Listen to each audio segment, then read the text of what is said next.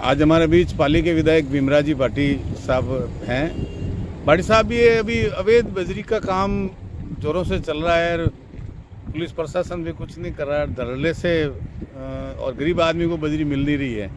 जो नदी के पास गांव में जो लोग रह रहे हैं वो बजरी लेने की स्थिति में नहीं है। इनको बजरी वालों को अणुते पैसे देने पड़ रहे हैं। इसके बारे में थोड़ा आप बताते हैं।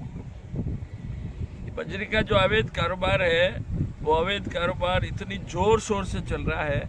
रोहित के बाजू में हजारों टन बजरी इकट्ठी हुई पड़ी थी, वो कब साफ हो गई किसी को पता ही नहीं चला। और अगर सरकार को पता करे तो उससे उनको लाखों रुपए का रेवेन्यू जो रॉयल्टी वगैरह के पैसे वो मिल सकते हैं। नंबर एक बात। नंबर दो बात, सारी रात यहाँ कल्लाड़ी के बाजू में रामपुरा के उस पे नाले पे ये सब जगह से ये बाखरी वाला और इस रोड पे रात भर टैंक डंपर और रात भर जेसीबी और रात भर ट्रैक्टर चलती रहती है।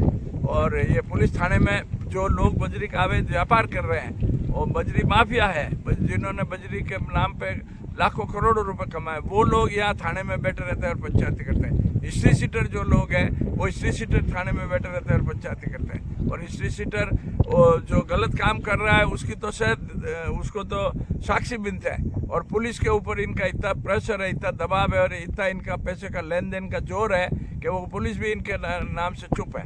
और कोई अवैध खनन को रोकने वाला नहीं है। जो भी रास्ते में गांव वाला कोई रोकता है या गांव वाला कोई जरा भी ऑब्जेक्शन करता है उसको डांटी मारते हैं, उसको जूते मारते हैं, उसको जेसीबी से उसकी कोई गाड़ी होती है तो उस गाड़ी को तोड़ देते हैं। और लोगों की इतनी हिम्मत नहीं है कि इन लोगों के खिलाफ कुछ बात कर सके। क्यों कि पुलिस और इनकी मिली भक्ति से साठ गांठ से सब काम ये कर रहा है। और पुलिस वाले को कोई कुछ कहता है तो कहता है तुम्हारे को जो जोर लगाना जोर लगा लो, हमको तो बंदी देनी पड़ती है। और ऊपर तक बंदी जाती है। अब ऊपर तक किसको जाती है ये मैं पाली एसपी और पाली आईजी साहब से निवेदन करूंगा कि ऊपर किसको बंदी जा रही है और कौन लोग यहाँ थाने में बैठ के पंचायती कर रहे हैं। बजरी माफिया थाने में बैठा रहता है दिन भर, हिस्ट्री सीटर जो है वो यहाँ थाने में बैठा रहता है, उनकी पंचायती चलती है। जो वो जैसा हुक्म करते हैं वैसा यहाँ की पुलिस कर रही है। तो ये अन्याय ज़्यादा दिन भर तक बर्दाश्त नहीं होगा। इसलिए मैं पाली पुलिस प्रशासन को और एसपी साहब को, आईजी साहब को इनको सावधान करना चाहता हूँ कि मेहरबानी करके इसके ऊपर तुरंत रोक लगाए। और नहीं तुरंत रोक लगाई तो यहाँ आपस में लड़ झगड़ के ये जो ईमानदार लोग हैं वो जो ऑब्जेक्शन कर रहे हैं वो और इन बेईमानों के बीच में बहुत बड़ा संघर्ष होगा। और उस संघर्ष का कोई जवाबदार नहीं होगा। उस संघर्ष की जितनी भी तकलीफ होगी वो सब खामियाजा पुलिस को भुगतना पड़ेगा, प्रशासन को भुगतना पड़ेगा। तो नजदीक आ जाओ।